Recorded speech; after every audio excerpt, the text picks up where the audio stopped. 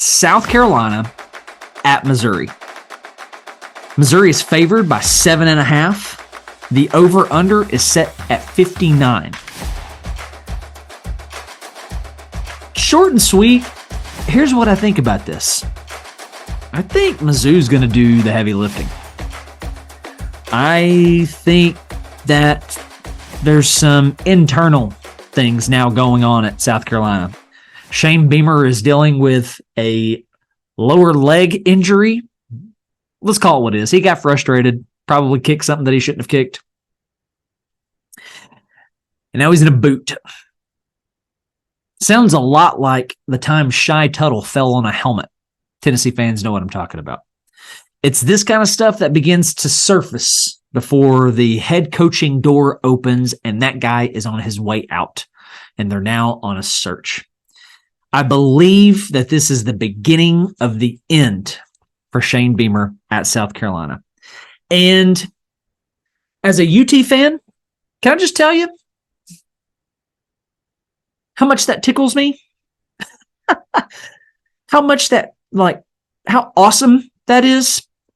And, listen, I don't wish injuries upon people because, man, that's Brock Bowers' playing career, man. And that sucks. It sucks. But for guys like Shane Beamer, who's making millions to coach and who will likely get another job, whether he can definitely get a position coach somewhere.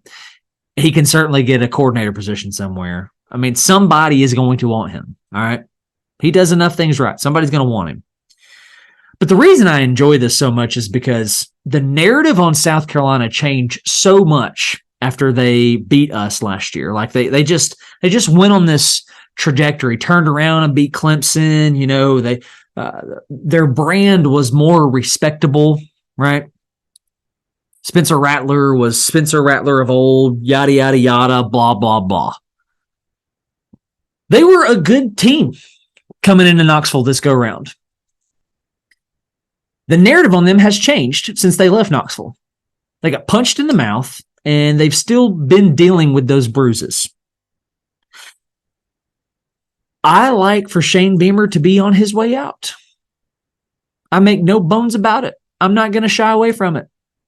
I think this is the beginning of the end for Shane Beamer in his time at South Carolina. It's year 3. You were 2-4. 2-4 in year 3. You arguably got worse in what people are calling a down year for the conference. And you're 2-4. 2-4. And let me tell you, it's not going to get easier for them. It's not going to get any easier. You're going to travel to Missouri this weekend. You're going to travel to Texas A&M, who's going to be in a similar spot with the whole Jimbo Fisher thing. Is he on his way out? The only difference between Shane Beamer and Jimbo right now is about $70 million. They're going to turn around and host the Gamecocks of Jacksonville State, which that is not a Group 5 school I would want to be playing. Not at all. They're 6-2 on the year. I'm pretty sure they got some solid wins underneath their belt.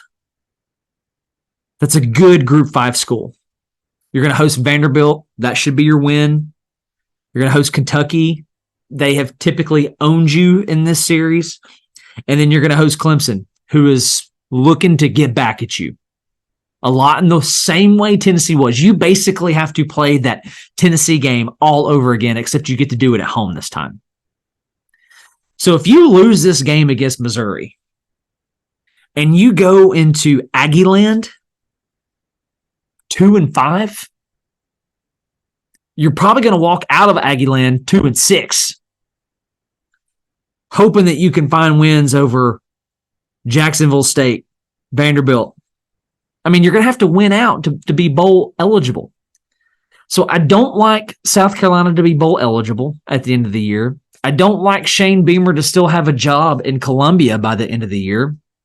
And I think this game at Missouri is going to be, again, the beginning of the end for you because Drinkwitz as annoying as he is trending up. He's got those Tigers ranked 20th in the country.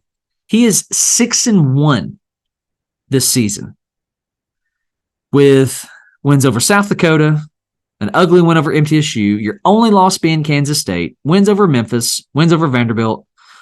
Oh, no, you did lose to Kansas State. My bad. Thinking about last year. Your only loss being LSU, a 10-point loss to LSU. And then you got a win over Kentucky last week. So, man, they're on the right trajectory.